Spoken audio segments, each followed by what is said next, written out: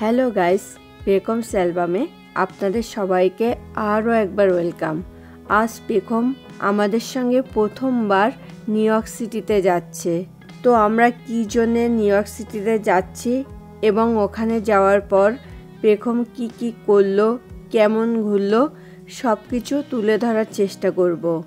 আর new York সিটির প্রতি আমাদের কেন এত আকর্ষণ সেই গল্পও কিন্তু এই ব্লগের মাধ্যমে আপনাদের সঙ্গে শেয়ার করার চেষ্টা করব। So please stay tune. এখন ভোর 5:15 বাজে আর আমি নিউ ইয়র্ক সিটিতে যাওয়ার জন্য কিন্তু লাগেজগুলোকে আগেই রেডি করে রেখেছিলাম এবং আমরা নিউ ইয়র্ক সিটিতে যাচ্ছি কিন্তু মাত্র 2 দিনের জন্যে।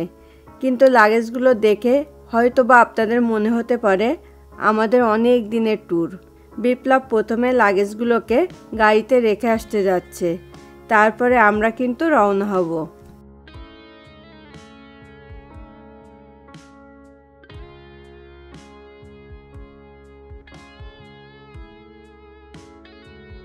দেখুন পেখম আর আমি কিন্তু রেডি হয়ে গেছি। ইউজুয়ালি এই টাইমটাতে কিন্তু পেখম খাওয়ার জন্য ওঠে, তাই আমরা ভাবলাম যে এই টাইমটাতে বেরোলে পেখম খাওয়ার পর আবারও ঘুমিয়ে পড়বে, আর তাতে করে কিন্তু পেখম ঘুম থেকে উঠতে উঠতে আমরা অনেকটা রাস্তা চলেও যাব। আর তাছাড়া এই টাইমটাতে কিন্তু ট্রাফিক জ্যামও থাকবে না, তাতে করে কিন্তু ম্যারিল্যান্ড থেকে নিউ ইয়র্ক সিটিতে যেতে যে টাইম লাগবে তার থেকে টাইমটা অনেকটাই কম লাগবে। এখন আমরা কিন্তু নিউ ইয়র্ক সিটির উদ্দেশ্যে রওনা হয়ে পড়লাম।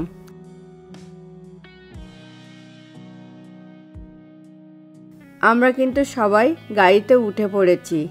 দেখুন বাইরে এখনও কিন্তু বেশ অন্ধকার, আর তাছাড়া দেখুন পেখম কিন্তু এখনও ঘুমায়নি, আর ওকে দেখেও কিন্তু মনে হচ্ছে যে পেখম বেশ এক্সাইটেড।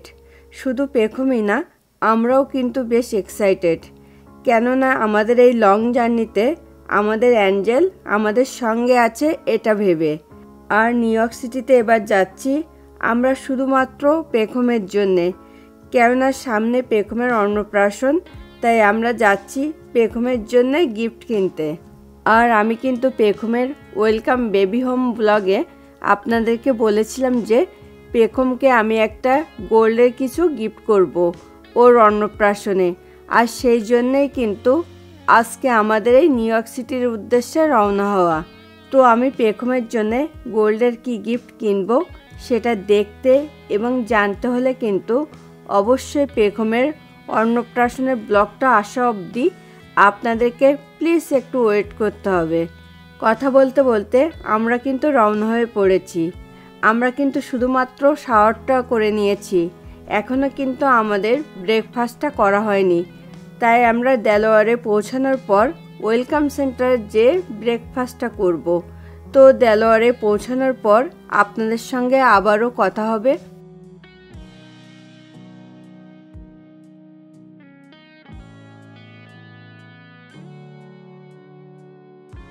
আমরা কিন্তু এখনও ম্যারিল্যান্ডের ভেতরেই আছি।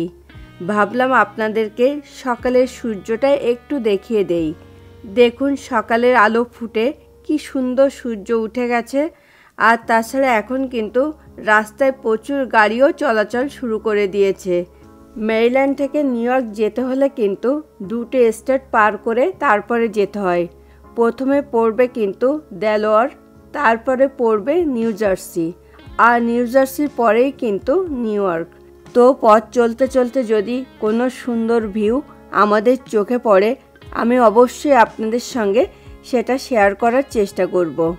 ট্রাফিক জ্যাম এড়ানোর জন্যে আমরা ভোরবেলায় রওনা হলাম ঠিকই, কিন্তু সামনে এসেই দেখি বিশাল ট্রাফিক জ্যাম, কেননা রোড ওয়ার্ক চলছে বলে তার জন্যে। আর আমাদের যে টাইমে দেলোয়ারে পৌঁছানোর কথা হয়তো বা তার থেকে সামান্য একটু টাইম বেশি লাগবে। এখন আমরা কিন্তু একটা ব্রিজের উপর দিয়ে যাচ্ছি, আর এই ব্রিজটার চারপাশের ভিউটা এত সুন্দর, তাই ভাবলাম আপনাদের সঙ্গে একটু শেয়ার করি। দেখুন ওই দূরে কিন্তু আরও কয়েকটা ব্রিজ দেখা যাচ্ছে, আর এই ব্রিজটা কিন্তু ম্যারিল্যান্ডের ভেতরেই পড়ে। আমরা তো ভেবেছিলাম পেখম ঘুমিয়ে পড়বে। দেখুন পেখম কিন্তু এখনও ঘুমায়নি, কেমন ড্যাব ড্যাব করে চেয়ে আছে। আর এই ব্রিজের ভিউটা জানি না আপনারা ভিডিওতে কতটা ভালো দেখতে পেয়েছেন, কেননা যতবারই আমরা এই ব্রিজটার উপর দিয়ে যাই ততবারই কিন্তু এই ব্রিজের চারপাশের সৌন্দর্য আমাদের মন কাড়ে। দেখুন আমরা কিন্তু দেলোয়ারের ওয়েলকাম সেন্টারের পার্কিং লটে চলে এসেছি। আর এই ওয়েলকাম সেন্টারের পাশ দিয়েই কিন্তু হাইওয়ে চলে গেছে। দেখুন গাড়িগুলো কত দ্রুত গতিতে যাচ্ছে, কেননা হাইওয়ের স্পিড লিমিটটা কিন্তু লোকাল রোডের থেকে অনেকটা বেশি থাকে। আর পেখমের ড্যাডি প্রথমে ভেবেছিল পেখমকে এভাবে কোলে নিয়ে যাবে, তারপরে মাঝপথে মাইন্ড চেঞ্জ করে বলল না, পেখমকে স্ট্রলারে করে নিয়ে যাবে। তার জন্য পেখমকে এখন স্ট্রলারে তুলছে ওর ড্যাডি। ইউএসের যে এক্স প্রেসিডেন্ট ছিলেন জো বাইডেন, তার বাড়ি কিন্তু এই দেলোয়ারে, তাই তার নাম অনুসারে কিন্তু এই ওয়েলকাম সেন্টারের নাম রাখা হয়েছে বাইডেন ওয়েলকাম সেন্টার। তো আমি চেষ্টা করব ওয়েলকাম সেন্টারটা যতদূর সম্ভব আপনাদেরকে দেখিয়ে দেওয়ার। আমরা প্রথমে ব্রেকফাস্টটা করব, তারপরে পেখমকে খাইয়ে আমরা আবারও আমাদের যাত্রা শুরু করব নিউ ইয়র্ক সিটির উদ্দেশ্যে।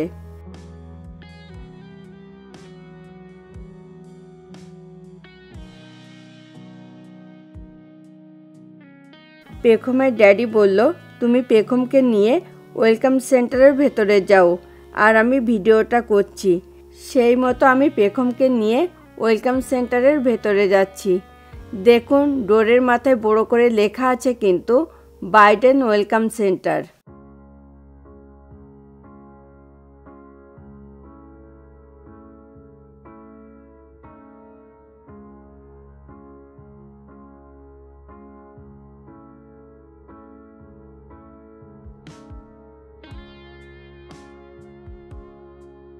এখন আমি ওয়েলকাম সেন্টারের ভেতরটা আপনাদেরকে একটু দেখিয়ে দিচ্ছি, তাতে করে কিন্তু আপনারা যারা জানেন না যে এখানে কোন ধরনের রেস্টুরেন্ট বেশি আছে সেগুলোর সম্পর্কে আপনারা অবহিত হতে পারবেন। এটা একটা ডাইনিং স্পেস, এখানে বসে সবাই খাওয়া দাওয়া করে, আবার কেউ কেউ বসে রেস্ট নেয়, কেননা দূরপাল্লার যাত্রীরাই কিন্তু মূলত এই ওয়েলকাম সেন্টারে আসে রেস্ট নেওয়ার জন্যে। এটা একটা গিফট শপ, তবে এখানে আপনারা বিভিন্ন ধরনের সুভিনিয়র আইটেমের পাশাপাশি বিভিন্ন ধরনের স্ন্যাক্স আইটেম ও কোল্ড ড্রিঙ্কস পেয়ে যাবেন। এরপরে আছে কিন্তু রেস্টরুম।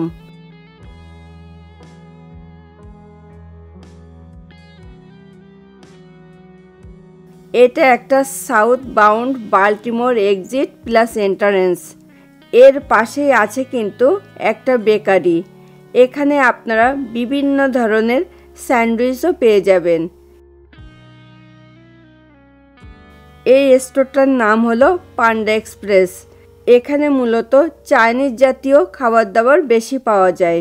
তার পাশেই আছে কিন্তু পাপায়াস ও বার্গার কিং।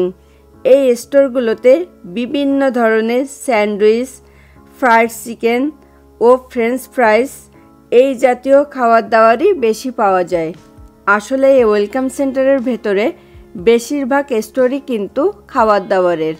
এটা একটা ডানকিন ডোনাটস, এখানে পাওয়া যায় বিভিন্ন ধরনের ডোনাটস, টি, কফির পাশাপাশি বিভিন্ন ধরনের স্যান্ডউইচ। এখন পেখমের ড্যাডি খাবার অর্ডার করবে বলে লাইনে দাঁড়িয়ে আছে। তো আপনাদের এই ওয়েলকাম সেন্টারটা কেমন লাগলো সেটা কিন্তু প্লিজ আমাদেরকে কমেন্ট করে জানাতে অবশ্যই ভুলবেন না। এখন পেখমের ড্যাডি খাবার অর্ডার করছে। তো আজকে আমাদের ব্রেকফাস্টের জন্যে কি অর্ডার করছে সেটা আমরা যখন খাবো তখন নিশ্চয়ই আপনাদেরকে দেখিয়ে দেব।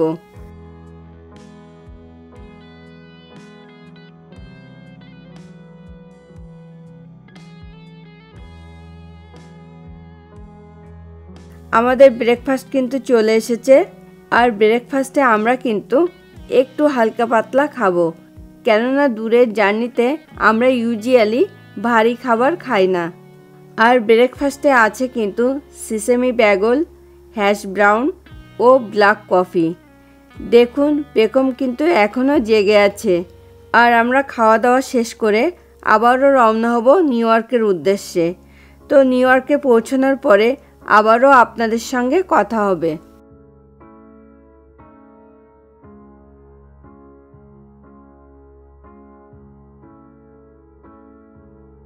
এখন আমরা যাচ্ছি নিউ জার্সির জার্সি সিটির উপর দিয়ে, আর এখান থেকে ম্যানহাটন শহরটা দেখা যায়।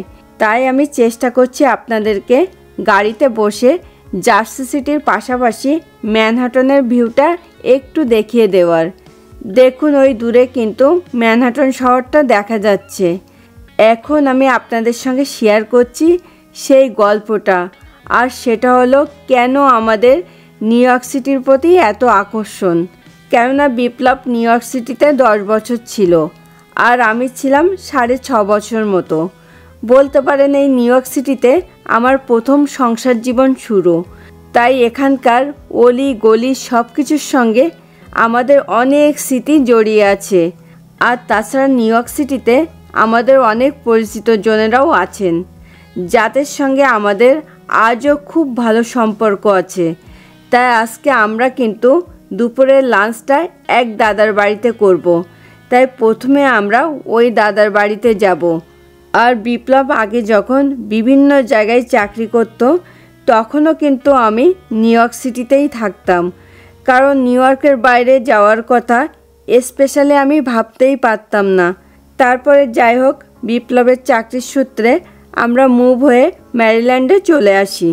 নিউ ইয়র্ক সিটিটা মূলত 5টা বরোতে বিভক্ত, যেমন কুইন্স, ম্যানহাটন, ব্রোঞ্জ, ব্রুকলিন ও স্ট্যাটেন আইল্যান্ড।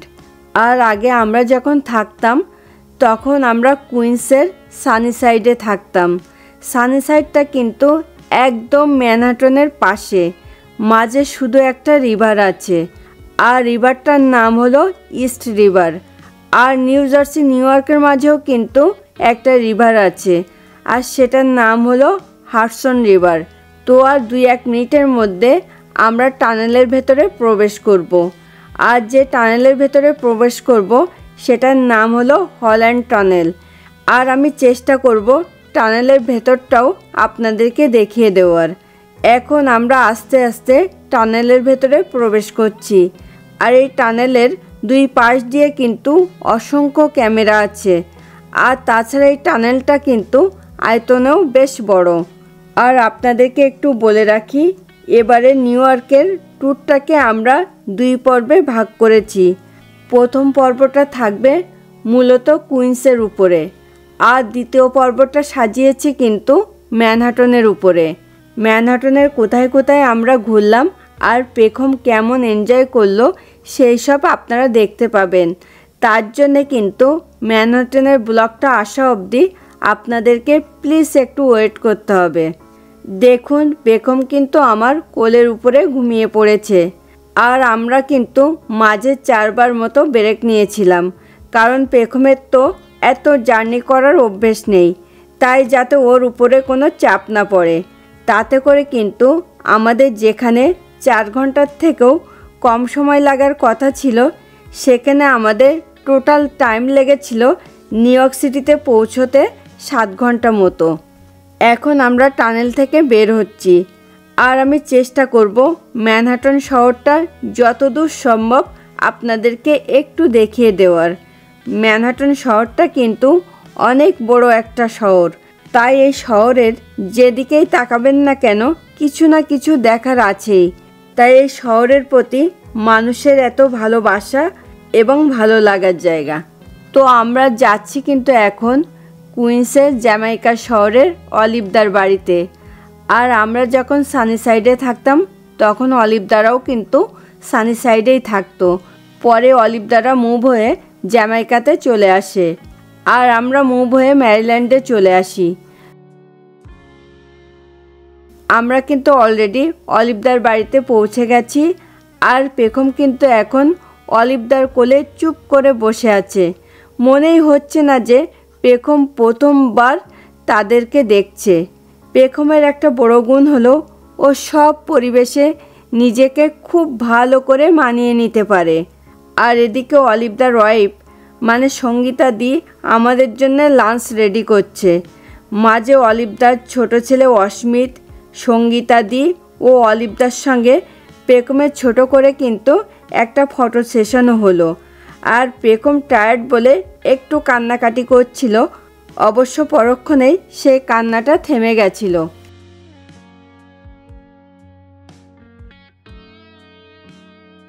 এখন আমরা সবাই লাঞ্চ করব। তার জন্যে অস্মিত, অলিভদা, পেখমের ড্যাডি ও পেখম সবাই বসে পড়েছে। আর এদিকে সঙ্গীতাদি একের পর এক ডিশ সাজিয়ে যাচ্ছে। সঙ্গীতাদি আমাদের জন্যে অনেক কিছুই রান্না করেছিল। তো এখন আমি আপনাদের সঙ্গে শেয়ার করছি লাঞ্চের মেনুতে কি কি ছিল।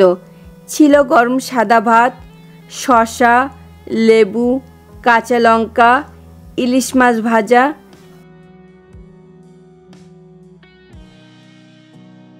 চিংড়ির মালাইকারি, আম ডাল, ধনেপাতা বাটা, মটন কষা, টুনা মাছ দিয়ে মিক্সড ভেজিটেবলস ও স্ট্রবেরির চাটনি। সব কটা পদই খেতে ছিল কিন্তু দারুণ। তো আমরা এখন লাঞ্চ করব, তারপরে একটু রেস্ট নিয়ে বিকেলবেলায় আমরা আমাদের খুব পছন্দের একটা জায়গায় বেড়াতে যাব। তবে কোথায় আমরা বেড়াতে যাব সেটা আমরা কিন্তু যখন বিকেলে বেরোবো সেই সময় আপনাদের সঙ্গে শেয়ার করব। তো আবারও আপনাদের সঙ্গে কথা হবে বিকেলবেলাতে। অলিভদার বাড়িতে লাঞ্চ শেষ করে একটু রেস্ট নিয়ে আমরা কিন্তু আমাদের পছন্দের জায়গায় যাওয়ার জন্য বেরিয়ে পড়েছি।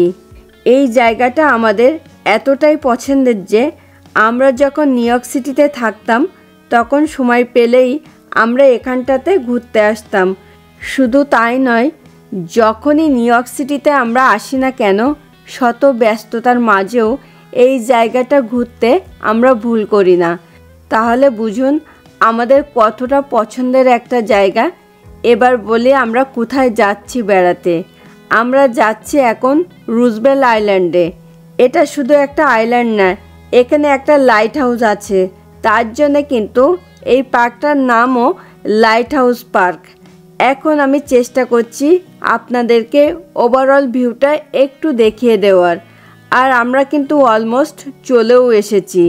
এই রুজভেল্ট আইল্যান্ডে কিন্তু অনেকগুলো অ্যাপার্টমেন্ট বিল্ডিংও আছে, তবে সেগুলো রেন্ট কিন্তু অন্যান্য জায়গার থেকে ডাবল।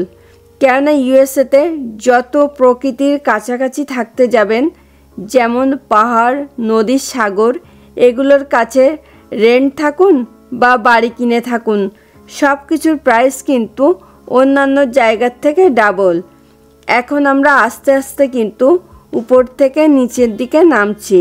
এই রুজভেল্ট আইল্যান্ডে একটা রোপওয়ে আছে। অনেকবারই ভেবেছি রোপওয়েটাতে উঠব, কিন্তু কেন জানি আর আমাদের ওঠা হয়নি। একবার আমরা রোপওয়েতে ওঠার জন্য এসেছিলাম, তখন রোপওয়েটা কিছুদিনের জন্য বন্ধ ছিল, তাই আর ওঠা হয়নি। এবারও আমি বিপ্লবকে বলেছিলাম চলো আমরা একটু রোপওয়েতে উঠি। ও বলল আমি উঠব না পেখমকে নিয়ে, তাই এবারও আর রোপওয়েতে আমাদের ওঠা হলো না। যাই হোক, রুজভেল্ট আইল্যান্ডের পরিবেশটা কিন্তু খুবই সুন্দর, কেননা এই আইল্যান্ডের চারপাশ দিয়ে ইস্ট রিভার বয়ে গেছে। আর এখান থেকে কিন্তু ম্যানহাটনের ভিউটা খুব ভালো দেখতে লাগে। আর আমরা নিউ ইয়র্ক সিটি থেকে মুভ হয়ে যাওয়ার পর আমাদের কিছু কিছু পছন্দের জায়গা ও পছন্দের খাবার দাবার ছিল, সেগুলো খুবই মিস করতাম। এখনও যে করি না তাই নয়, তাই তো বলতে পারেন এসবের টানেই মাঝে মধ্যে আমরা নিউ ইয়র্ক সিটিতে বেড়াতে আসি। হয়তোবা এই নিউ ইয়র্ক সিটির প্রতি এই টানটা আমাদের সারা জীবনই থেকে যাবে, কেননা এখান থেকেই আমাদের সংসার জীবন শুরু। বিপ্লব কিন্তু গাড়িটা পার্ক করে পেখমকে স্টলারে তুলছে, কেননা পার্ক পর্যন্ত যেতে কিছুটা হাঁটা পথ আছে। তো পার্কটাতে পৌঁছানোর পর আবারও আপনাদের সঙ্গে কথা হবে। এখন আমি আর পেখম হাঁটতে হাঁটতে পার্কের দিকে যাচ্ছি, আর পেখমের ড্যাডি কিন্তু ভিডিওটা করছে, তাই ও চেষ্টা করছে সব কিছু আপনাদেরকে দেখিয়ে দেওয়ার। তো দেখতে থাকুন। আর আপনাদের এই রুজভেল্ট আইল্যান্ড এবং লাইট হাউস পার্কটা কেমন লাগলো সেটা আমাদেরকে প্লিজ কমেন্ট করে জানাতে ভুলবেন না। এই পার্কটাতে কিন্তু প্রচুর হাঁস আছে। আর তাছাড়া যারা ফিশিং করতে পছন্দ করেন তারা কিন্তু অনেকেই ফিশিং করার জন্য এখানে আসেন। দেখুন হাঁসগুলো কি সুন্দর দলবদ্ধভাবে আছে। আর এই মনোরম দৃশ্যগুলো দেখার জন্যই কিন্তু আমরা বারবার এই পার্কটাতে আসি। এই রুজবেল আইল্যান্ডের এক সাইডে দেখা যায় কুইন্সের অ্যাস্টোরিয়া শহর। আর দেখুন ওই সাইড থেকে ম্যানহাটন শহরের ভিউটা কত সুন্দর দেখা যায়। আশা করি আমাদের মতো আপনারাও এই পার্কটা ভীষণ লাইক করবেন। এখন আমরা প্রায় লাইট হাউসের কাছাকাছি চলে এসেছি। দেখুন পেকম সানগ্লাস পরে কি সুন্দরভাবে প্রাকৃতিক দৃশ্যগুলো আমাদের সঙ্গে উপভোগ করছে। আর পেকম কিন্তু ইউজুয়ালি সানগ্লাস পরতে চায় না। আজকেই দেখলাম সানগ্লাস পরাতে গেলে ও কোনো বাধা দিল না। মনে হয় আমরা সবাই সানগ্লাস পরেছি সেটা ও খেয়াল করেছে, সেই জন্যই হয়তো বা বাধা দেয়নি। তবে পেখমকে কিন্তু সানগ্লাস পরে খুব মিষ্টি দেখাচ্ছিল। দেখুন এটাই হলো কিন্তু সেই লাইট হাউস। এই পার্কটা আপনাদের দেখানোর পরে আমরা কিন্তু সবাই মিলে ফটো সেশন করব। কেননা যতবারই এখানে এসেছি ততবারই কিন্তু ফটো তুলতে আমরা ভুল করিনি। এবার তো আমাদের জন্যে আরও একটু স্পেশাল, কেননা আমাদের সঙ্গে আমাদের পেখম আছে। তাই এবার তো আরও বেশি ফটো তুলতেই হবে আমাদের ছোট্ট অ্যাঞ্জেলের জন্যে। যেহেতু আজকে আমরা অনেকটা জার্নি করে এসেছি তাই আমরা বেশ টায়ার্ড। শুধু আমরাই না, আমাদের সঙ্গে সঙ্গে কিন্তু পেখমও বেশ টায়ার্ড, কেননা ওর তো এত জার্নি করার অভ্যেস নেই। তাই আজকে আমরা এখান থেকে আর কোথাও যাব না, শুধুমাত্র রাতের ডিনারের জন্য যাব অ্যাস্টোরিয়াতে আমাদের খুব পছন্দের একটা রেস্টুরেন্টে আমাদের পছন্দের খাবার খাওয়ার জন্যে। দেখুন পেখমকে কিন্তু দেখেই বোঝা যাচ্ছে যে ও ভীষণই টায়ার্ড। এখন বিপ্লব আবারও আপনাদেরকে পার্কটা একটু ঘুরিয়ে দেখিয়ে দিচ্ছে। এখানটাতে কিন্তু লাইট হাউসের হিস্ট্রি লেখা আছে, আরও আছে বিভিন্ন ধরনের স্ট্যাচু। এখানে কিন্তু অনেক টুরিস্টও আসে। আর তাছাড়া এই পার্কটাতে কিন্তু ফটো তোলার জন্য খুবই ভালো একটা প্লেস। এই রুজবেল আইল্যান্ডে আমাদের বিকেলটা কিন্তু সত্যিই খুব ভালো সময় কেটেছিল।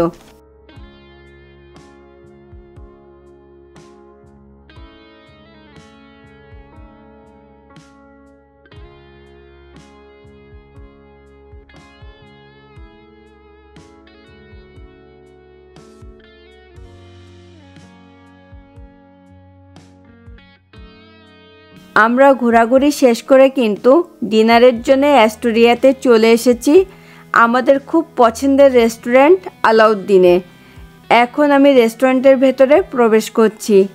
আর এই রেস্টুরেন্টের খাবার দাবারের টেস্ট কিন্তু এক কথায় অসাধারণ।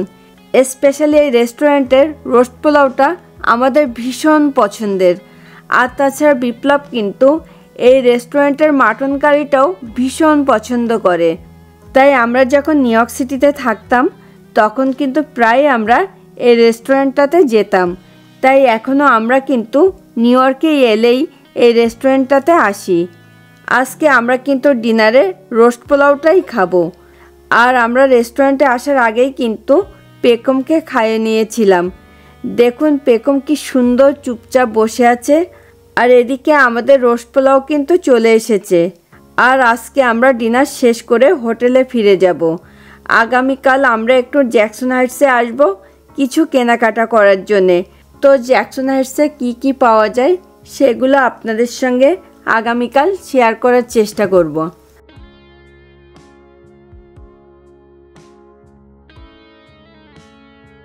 আমরা কিন্তু যথারীতি জ্যাকসন হাইটসে চলে এসেছি। এখন আমি ইন্ডিয়ান শাড়ি প্যালেসের সামনে আছি। আর এই ইন্ডিয়ান শাড়ি প্যালেসটাকে কিন্তু সংক্ষেপে আইএসপি বলে।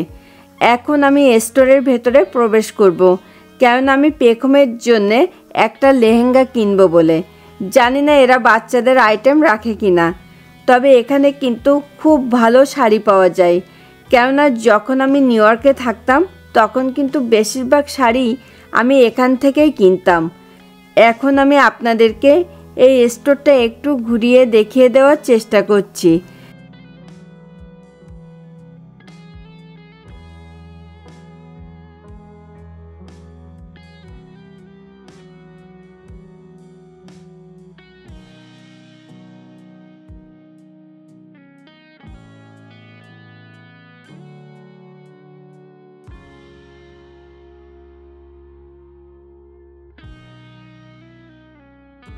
এখন আমি স্টোরের একজন এমপ্লয়ের কাছে জিজ্ঞাসা করলাম পেখমের জন্য লেহেঙ্গা পাওয়া যাবে কিনা। ওরা বলল না, ওরা বাচ্চাদের আইটেম রাখে না। তবে ওরা পাশের একটা স্টোরের কথা বলল যে ওখানে তোমরা লেহেঙ্গা পেতে পারো। আর আমার একটা শাড়ি খুব পছন্দ হয়েছিল, সেটা আমার জন্য কিনলাম। তারপরে আমরা এখান থেকে বেরিয়ে ওরা যে স্টোরটার কথা বলল সেখানটাতে যাব। আর আইএসপির এই এমপ্লয়টা কিন্তু অনেক দিনের পুরনো এমপ্লয়, আর তাছাড়া উনি আমাদেরকেও খুব ভালো চেনেন, তাই পেখমকে একটু আদর করে গেলেন। এখন আইএসপির থেকে বেরিয়ে আমরা পাশের স্টোরটাতে যাচ্ছি। আর জ্যাকসন হাইটসে কিন্তু প্রচুর জুয়েলারি স্টোর আছে। আজকে আমি কিন্তু পেখমের জন্যে গোল্ডের গিফটটাও কিনবো। তবে যতদূর জানি জুয়েলারি স্টোরগুলোতে কিন্তু ওরা ভিডিও করার জন্য অ্যালাউ করে না, তাই হয়তোবা আপনাদেরকে জুয়েলারি স্টোরগুলো দেখাতে পারবো না। আর জ্যাকসন হাইটসের মোস্ট অফ দ্য জুয়েলারি স্টোরের ওনার কিন্তু ইন্ডিয়ান। তবে জ্যাকসন হাইটসে জুয়েলারি স্টোর থেকে শুরু করে রেস্টুরেন্ট, গ্রোসারি স্টোর বা কাপড় চোপড়ের স্টোর সব কিছুর বেশিরভাগ ওনার কিন্তু হয় ইন্ডিয়ান, বাংলাদেশ, না হয় পাকিস্তান। আর জ্যাকসন হাইটসে কিন্তু বাংলাদেশি বাঙালিদের আধিপত্যটা একটু বেশি, তাই এটাকে কিন্তু আবার মিনি বাংলাদেশও বলা হয়। কথা বলতে বলতে আমরা কিন্তু লিপি ফ্যাশন হাউসে চলে এসেছি। প্রথমে আমি স্টোরটাতে যাচ্ছি ওদের কাছে লেহেঙ্গা পাওয়া যাবে কিনা, কেননা স্টোরটা বেসমেন্টে, তাই পেখমকে নিয়ে আসলাম না। যদি পাওয়া যায় তাহলে পেখমকে নিয়ে আসব। তবে ওরা বলল ওদের কাছে লেহেঙ্গা আছে, তাই পেখমকে আবার নিয়ে আসলাম। এখন আমি আপনাদেরকে স্টোরটাতে কি কি পাওয়া যায় সেটা একটু শেয়ার করার চেষ্টা করছি।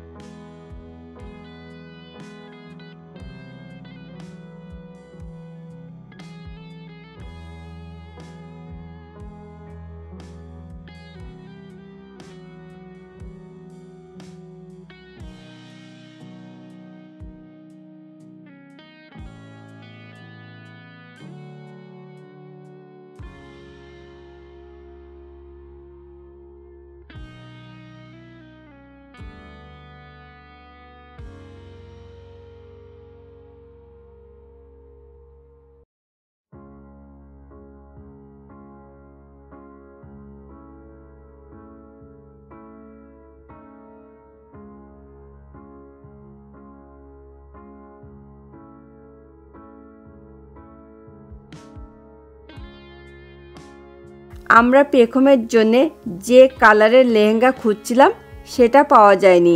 তবে আমি এখান থেকে আমার জন্য একটা পার্টি ব্যাগ ও কোমর বিছে কিনেছিলাম। লিপি ফ্যাশন হাউস থেকে বেরিয়ে বিপ্লব আরও কয়েকটা স্টোরে খোঁজ নিয়েছিল, তবে ওরা কেউই কিন্তু বেবিদের লেহেঙ্গা রাখে না।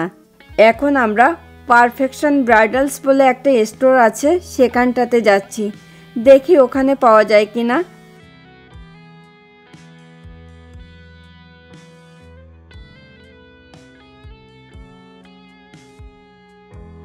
এখন আমি পারফেকশন ব্রাইডালস স্টোরের ভেতরে প্রবেশ করছি। এই স্টোরটাতে কিন্তু ভিডিও করা অ্যালাউ ছিল না, তাই বাইরে থেকে যতদূর সম্ভব আপনাদেরকে দেখিয়ে দেওয়ার চেষ্টা করছি।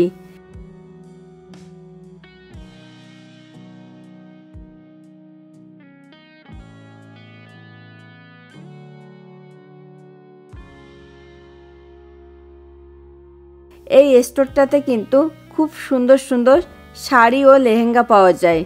তবে ওরা বলল যে ওরাও বেবিদের লেহেঙ্গা রাখে না, তাই এখন আমরা আর লেহেঙ্গা খুঁজব না। এখন আমরা এখান থেকে বেরিয়ে সোজা চলে যাচ্ছি ভূতলাতে, যেখানে পুজোর সব সামগ্রী পাওয়া যায়। আজকের এই ব্লগটা আপনাদের কেমন লাগলো সেটা কিন্তু আমাদেরকে প্লিজ কমেন্ট করে জানাতে ভুলবেন না, এবং ভিডিওটা ভালো লাগলে কিন্তু প্লিজ একটা লাইক করে দেবেন, আর আমাদের চ্যানেলটাকে সাবস্ক্রাইব করে প্লিজ পেকমস অ্যালবামের সঙ্গে থাকবেন। আর ভূতলাতে যাওয়ার আগ অবধি যা কিছু চোখে পড়ছে সেগুলো আপনাদের সঙ্গে একটু শেয়ার করার চেষ্টা করছি।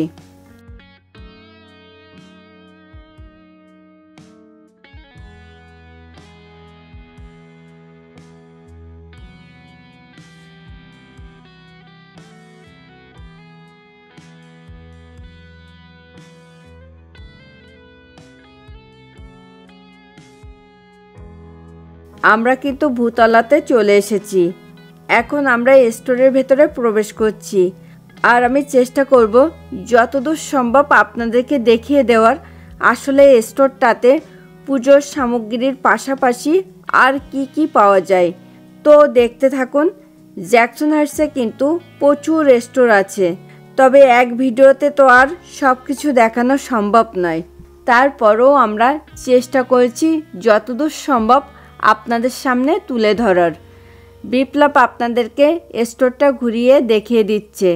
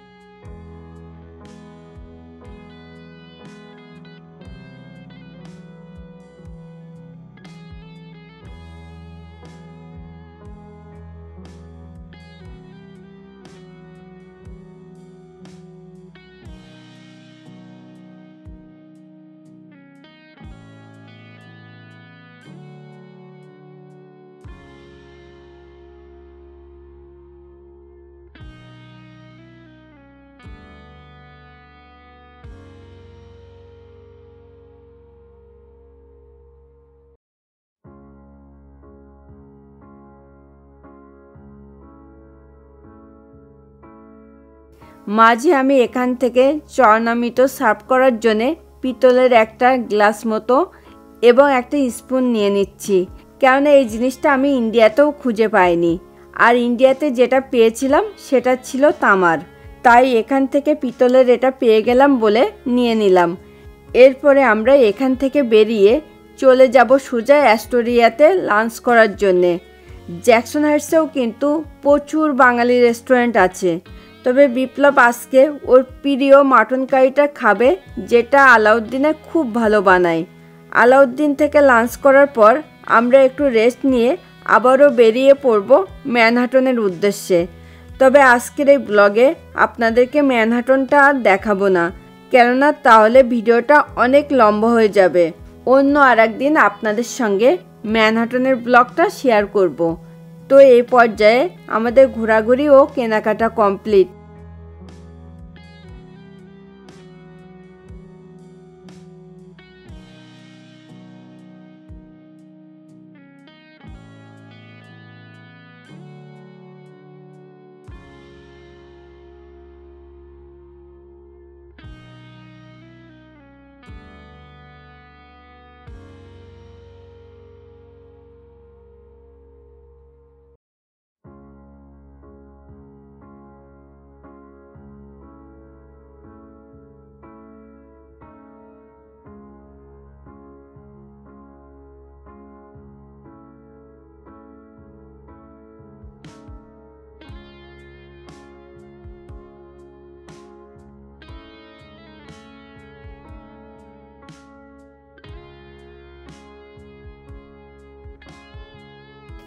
এখন বিপ্লব পে করে দিচ্ছে।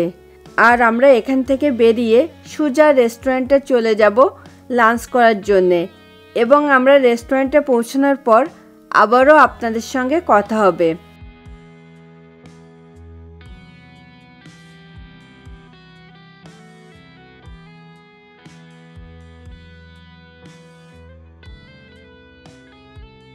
আমরা কিন্তু অলরেডি রেস্টুরেন্টে লাঞ্চ করার জন্য চলে এসেছি। এখন আমরা লাঞ্চে কি খাবো সেই মেনুটা আপনাদের সঙ্গে একটু শেয়ার করছি। লাঞ্চে ছিল কিন্তু আলু ভর্তা, গরম সাদা ভাত, স্যালাড, মটন কারি, সর্ষে ইলিশ ও পাতলা মুসুরের ডাল। আর এখন আমরা খেতে খেতে আজকের এই ব্লগটা এখানেই শেষ করব। দেখা হবে নেক্সট ব্লগে। সেই পর্যন্ত সকলে খুব ভালো থাকুন, সুস্থ থাকুন। Thanks for watching this video. Bye bye.